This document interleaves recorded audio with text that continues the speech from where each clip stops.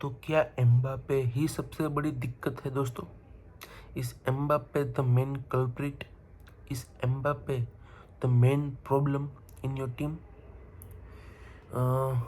पिछले काफ़ी मैचों से ये बात दिख रही है कि एम्बापे से नहीं हो रहा भाई, एम्बापे से नहीं हो रहा। एम्बापे दौड़ रहा है, एम्बापे रन मार रहा है, एम्बापे कटिंग्स कर रहा है, पर एम्बापे गोल नहीं मार पा रहा है, जिसके लिए रियल मैड्रिड ने किलियन एम्बापे को साइन किया है। इस समर ट्रांसफर विंडो की कह सकते हैं कि main signing Kylian Mbappe to Real Madrid here we को हुआ था, पर कुछ वहाँ पे इतना कुछ किया नहीं। फ्रांस के साथ कल मैच थी, इटली के सामने इटली ने धो दिया फ्रांस को, एम्बापे को, दोनों को। तो क्या मेन प्रॉब्लम है किलियन एम्बापे की? क्या मेन प्रॉब्लम है वो जो टीम में खेल रहा है उसके साथ? सारी बातें करेंगे, इस बात को डीप करेंगे। तो मेन प्रॉब्लम मैं आपको बताने वाला हूँ, आपने नोटिस नहीं किया होगा, पर किलियन एम्बापे का परफॉर्मेंस दो तरीके का होता है, एक प्ले मेकर का, दूसरा गोल स्कोरर का। अब प्ले मेकिंग परफॉर्मेंस तो उसका पहले से डाउन था, क्योंकि वो गोल स्कोरिंग फॉर्म में ही होता है हमेशा।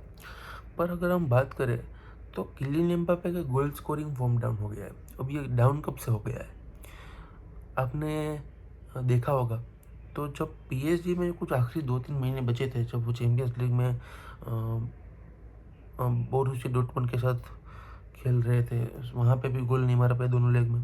फिर आखिरी के 7-8 लीग मैच थे, वहाँ पे भी बहुत कम गोल स्कोर किया है उसने। तो तब से उसका गोल स्कोरिंग फॉर्म थोड़ा डाउन हो गया है। इसका मेन रीज़न है एक ही, जब तक वो गोल मारा था तब तक वो खेल रहा था लेफ्ट विंग में वो खेल रहा था। पर जब बोरुसिया डॉर्टमुंड और वो सब मैच हुई, तब लुइस एनरिके ने एक चेंज किया, बारकोला को उन्होंने लेफ्ट विंग में फिट किया, और कोलो मुआनी या गोंसालो रामोस जो कि स्ट्राइकर के पोजीशन में खेल रहे थे, उनकी जगह किलियन एम्बापे को एज ए 9 खिलाया, और एज ए राइट विंग में डेम्बेले तो थे। तो इससे किलियन एम्बापे को दिक्कत आना चालू हुई, इनसे किलियन एम्बापे को प्रॉब्लम आना चालू हुई गोल मारने में। वो स्पेस क्रिएट कर रहे थे अपने बाकी के टीममेट्स के लिए, अपने बाकी के जो प्लेयर्स थे उनके लिए वो स्पेस क्रिएट कर रहे थे। कल हमने देखा कि इटली के सामने ब्रेडी बारकोला ने कितने प्यारा गोल मारा, जहाँ पे किलियन एम्बापे स्ट्रेच कर रहे थे और उसके साथ दो डिफेंडर्स जो थे वो अपने साथ खींच रहे थे, जिससे ब्रेडी बारकोला के लिए स्पेस क्रिएट होती है, और बारकोला ने फिर एक शानदार गोल मारा। तो किलियन एम्बापे स्पेस क्रिएट कर रहे हैं, वो बात सही है। किलियन एम्बापे अपने लिए स्पेस क्रिएट नहीं कर पा रहे हैं।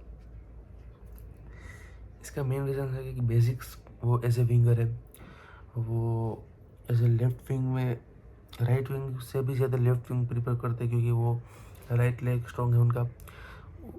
उनको स्पेस में ज़्यादा खेलना पसंद होता है, क्योंकि वो राइट विंग में खेलते हैं, 1v1 में 2v1 में जाते हैं। तो इट्स द रीज़न कि वहाँ पे वो लेफ्ट विंग में बहुत ही अच्छा सक्सेसफुल हुए थे। वहाँ से भी वो गोल स्कोर भी कर रहे थे। अगर हम बात करें 2022 के वर्ल्ड कप की, तो हाईएस्ट गोल स्कोरर थे, गोल्डन बूट जीते थे वहाँ पे जैसे लेफ्ट विंगर। तो लेफ्ट विंग में उसका पकड़ थोड़ी ज़्यादा है। पर अब बात करते हैं ये सब मैचेस की, तो लुइस एनरिके ने एज ए 9 किलियन एम्बापे को स्थापा, और किलियन एम्बापे नहीं चले as a 9। With all due respect, Kylian Mbappe as a 9 अच्छे नहीं लगते मुझे, पर मैनेजर सब है वो टीम को बैलेंस करने के लिए सभी प्लेयर को अलग अलग पोजीशन में फिट करना चाहते हैं। फिर आया यूरो, समर आया, और फिर यूरो में किलियन एम्बापे को देशम ने भी फ्रांस में 9 का ही रोल दिया, जब उन्होंने अपनी नाक तोड़ दी, पर गोल नहीं मार पाए, सिर्फ एक ही गोल मार पाए पेनल्टी से। और फिर दूसरा गोल जो मारा था वो कोलो मुआनी ने मारा था, जिसमें एम्बापे का असिस्ट था। तो कुछ ऐसा प्यारा सा यूरो गया था एम्बापे का एज एन एंड, जो कि बहुत ही अच्छा नहीं गया था यूरो, पर कह सकते हैं कि ठीक ठाक गया था।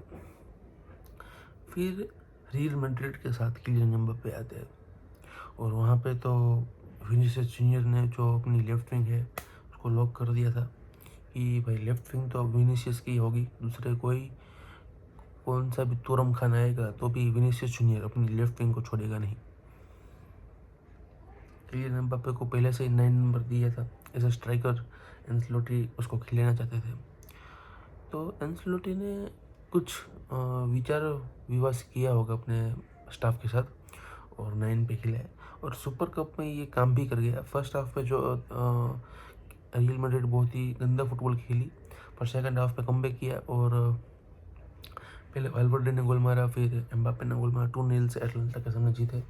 टफ विन थी पर काम कर गया और वहाँ पे किलियन एम्बापे ने अच्छा एक गोल मारा था थैंक्स टू जूड बेलिंगम, उन्होंने असिस्ट किया। तो बॉक्स में जाकर डिफेंडर को जगाकर उन्होंने गोल मारा था। फिर आती है ला लीगा की बात। अब ला लीगा के जो डिफेंस होता है वो टफ होता है rather than league one. La Liga वो टफर लीग है। तो टॉप 5 लीग्स में जो यूरोप की बात करें वहाँ पे सेकंड आती है और कंधा से कंधा मिलाकर प्रीमियर लीग को कंपटीशन देती है। काफ़ी एरिया में काफ़ी जो प्लेयर्स हैं, काफ़ी जो टीम्स है वो प्रीमियर लीग से भी टफ होती है। तो या ला लीगा इज़ कह सकते हैं as a balance as premier league. La Liga is not tougher और not lower than premier league. So yes, वहाँ पे किलियन एम्बापे की एंट्री होती है और पहले ही मैच मयोर्का के सामने ड्रॉ हो जाता है 1-1, जहाँ पे रोड्री को अच्छा गोल मारते पर किलियन एम्बापे ऐसा 9 खामोश थे क्योंकि वो इनकी नेचुरल पोजीशन नहीं है। किलियन एम्बापे ऐसे डिफेंस के सामने ऐसे नहीं होते, किलियन एम्बापे पीछे होते, डिफेंस के पीछे होते। अब बॉल आती है लॉन्ग बॉल तो किलियन एम्बापे अपनी पेस का इस्तेमाल नहीं कर पाएंगे क्योंकि वो कभी कभी टर्न अराउंड कर पाएंगे, हर बार टर्न अराउंड नहीं कर पाएंगे क्योंकि टैकल पड़ेगा। डिफेंडर उसके साथ 2 होते हैं हमेशा मिड मार्कर उनके साथ 2 होते हैं। तो किलियन एम्बापे हर बार से टर्न अराउंड करके गोल नहीं मार सकते क्योंकि वो विंग पे नहीं है। अगर वो विंग पे होती तो बात अलग होती है, पसीना आ रहा है पर कोई बात नहीं।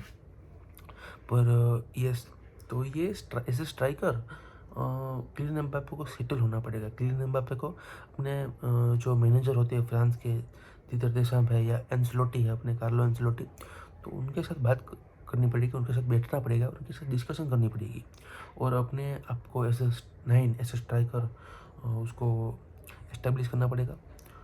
पर वो ऐसा नेचुरल नंबर 9 नहीं खेल पाएगा, उसको 2-3 चीज़ का ख्याल रखना पड़ेगा। अपना जो रन होता है उसको टाइम अच्छे से करना पड़ेगा, फिर दूसरों लोगों के लिए स्पेस बनानी पड़ेगी। ये सब जो चीज़ है जो स्ट्राइकर यूजुअली करता है, हमने देखा है सुआरेज अपने प्राइम में, फिर बेंजेमा, अगुएरो जो है वो सब प्लेयर्स, ओलिवर जिरू भी, ये सब जो प्लेयर्स थे ये सब करते थे। तो ये किलियन एम्बापे को करना पड़ेगा।